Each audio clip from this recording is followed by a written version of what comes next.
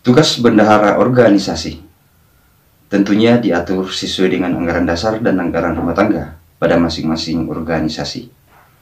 Meskipun demikian, tugas bendahara tentunya dapat terlihat sesuai dengan struktur pada setiap organisasi. Sehingga pada kesempatan kali ini kita hanya berfokus untuk mengenal beberapa tugas pokok bendahara dengan mengambil salah satu contoh dari struktur organisasi. Tetapi sebelumnya itu perkenankan saya menyapa sobat dan teman-teman sahabat tutorial organisasi. Selamat Hari Natal 25 Desember 2021 bagi kita yang merayakannya. Mohon maaf lahir dan batin jika ada salah selama ini.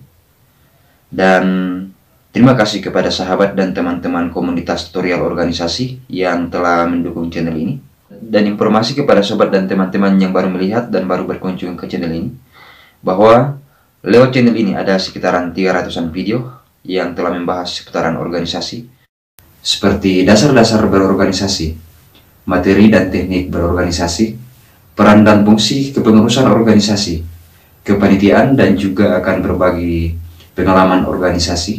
Sehingga bagi sobat dan teman-teman yang berkerinduan untuk belajar dan berbagi pengalaman seputaran organisasi, silakan bergabung dengan saya melalui channel tutorial organisasi.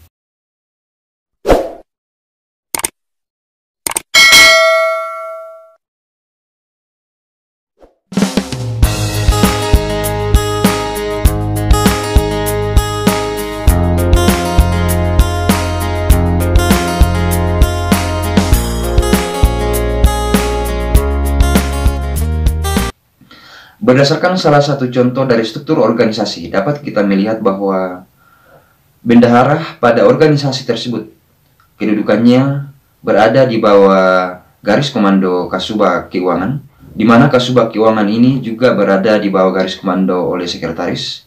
Sehingga dengan berpedoman pada salah satu struktur organisasi tersebut, dapat kita melihat beberapa contoh tugas bendahara organisasi secara umum, yaitu yang pertama adalah membuat dan mengajukan surat permintaan pembayaran atau SPP yang digunakan untuk pembiayaan pelaksanaan kegiatan pada setiap organisasi.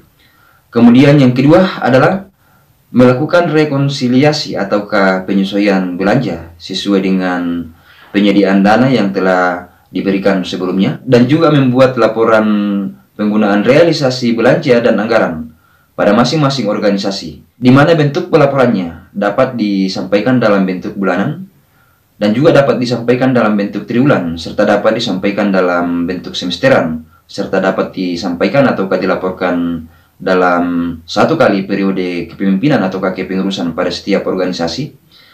Hal tersebut disesuaikan dengan anggaran dasar dan anggaran rumah tangga pada setiap organisasi, terutama yang berkaitan dengan sistem pelaporan pengelolaan keuangan. Yang keempat adalah membuat buku kas umum setiap bulan, sekaligus bertanggung jawab terhadap kelengkapan fisik atau dokumen-dokumen pengelolaan penggunaan keuangan pada setiap organisasi.